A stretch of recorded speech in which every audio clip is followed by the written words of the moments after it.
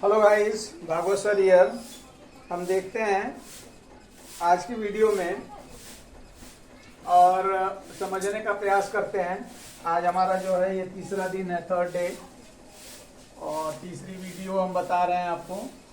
यहाँ देखिए, पढ़ रहे थे पार्ट ऑफ सेंटेंस, वाक्य के भाग। तो तरह तरह के वाक्य देकर हमने आपको बताया कि पार्ट ऑफ सेंटेंस जो है दो होते हैं, सब्जेक्ट और प्रेडिकेट। सब्जेक्ट के हिस्सों को भी बताया कि सब्जेक्ट अकेला भी हो सकता है। जब सब्जेक्ट अकेला होगा हेड और मेन वर्ब कहलाएगा। जब सब्जेक्ट दो होगा तो क्वालिफायर और हेड वर्ब कहलाएगा। जब सब्जेक्ट तीन होगा तो डिटरमाइनर, एडजेक्टिव और हेड वर्ब कहलाएगा। और सब्जेक्ट जब चार भागों में बटा होगा तो डिटरमाइनर, एडजेक्टिव, हेड वर्ब और एडजेक्टिव फ्रेज होते हैं। और सब्जेक्ट पहचानने का तरीका भी मैंने बताया कि आप जो है वर्ब को पकड़िए। अब वर्ब से पहले जितने भी हैं वो सारे जो है सब्जेक्ट होते हैं। अब देखिए, आगे मैंने एक वाक्य छोड़ा था, my younger sister sitting in the corner reads. मेरी छोटी बहन जो कोने में बैठी हुई है पढ़ती है। तो यहाँ आप देख रहे हैं कि ये रीड्स जो है, रीड्स ये हमारा वर्ब है। तो रीड्स हमारा वर्ब है, तो इसके पहले से जितना भी है ये जो है सब्जेक्ट है। अब आप कहेंगे क्या सर, सब्जेक्ट इतना बड़ा भी हो सकता है? हाँ, सब्जेक्ट बड़ा हो सकता है, सब्जेक्ट जो है बड़ा हो सकता है, लेकिन रूल और नियम के तहत जो है आप इसको पहचान सकते हैं और जो है कि इसको आप लिखते समय ध्यान दे सकते हैं।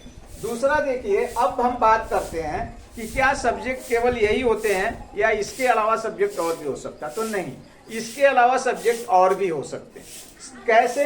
देखिए, यहाँ पे लिखा है देयर। देयर भी हमारा सब्जेक्ट हो सकता है, लेकिन रूल वही है, सब्जेक्ट वर्ब से पहले ही आएगा तब ये हमारा जो है सब्जेक्ट कहलाएगा। तो यहाँ देखिए हमने लिखा है there are 4 pens in the pocket. जेब में 4 कलम है। जेब में 4 कलम है। अब आप देख रहे हैं तो जेब में 4 कलम है। पॉकेट का मतलब हो गया जेब, इन मतलब में, 4 पेन्स का मतलब कलम, यानी जेब में 4 कलम है आर से हो गया आपका।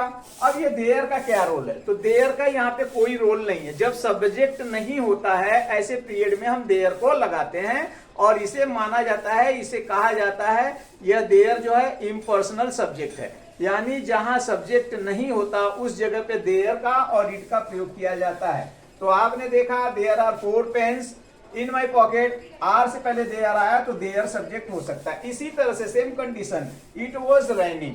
रैनिंग का मतलब होता है बारिश। ये रैन जो है नाउन भी है वर्ब भी है। तो रैनिंग का मतलब बारिश हो रही थी, बारिश हो रही थी। अब यहाँ इट का क्या रोल है? तो इट का कोई रोल नहीं है। सेम देयर की तरह जो है इट की बात है।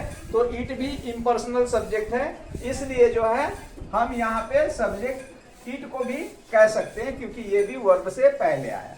उसके अलावा सब्जेक्ट जीरंड हो सकता है। जीरंड क्या है? वर्ब का फर्स्ट फॉर्म प्लस आईएनजी। जैसे वॉक हमारा ये वर्ब है, उसके अंदर हमने आईएनजी जोड़ दिया तो ये सब्जेक्ट। लेकिन रूल वही, रूल क्या है? वर्ब से पहले ही आएगा। तो जो भी सब्जेक्ट होंगे वर्ब से पहले आएंगे। इन्फिनिटिव को देखा, इन्फिनिटिव का मतलब था टू प्लस वर्ब का फर्स्ट फॉर्म, यानी टू के साथ वर्ब का फर्स्ट फॉर्म मिला दिया तो इन्फिनिटिव कहलाता। तो यहाँ देखिए तीसरे सेंटेंस में जीरंड को देखते हैं हम। Walking is good exercise. Walking का मतलब होता है टहलना। टहलना एक अच्छा व्यायाम है। यहाँ आप देख रहे हैं वर्ब है, वर्ब से पहले वॉकिंग का प्रयोग किया गया है, अर्थात ये वॉकिंग सब्जेक्ट है। सेम उसी तरह से इन्फिनिटिव टू प्लस वर्ब का फर्स्ट फॉर्म, जो हमने टू लगा दिया, टू के बाद वर्ब का फर्स्ट फॉर्म लगाया, इसी को हमने सब्जेक्ट बना लिया। To walk, to walk is good exercise. To walk का मतलब भी वॉकिंग की तरह टहलना ही होता है। टहलना एक अच्छा व्यायाम है। तो हमने देखा कि यह भी जो है वर्ब से पहले ही आया है।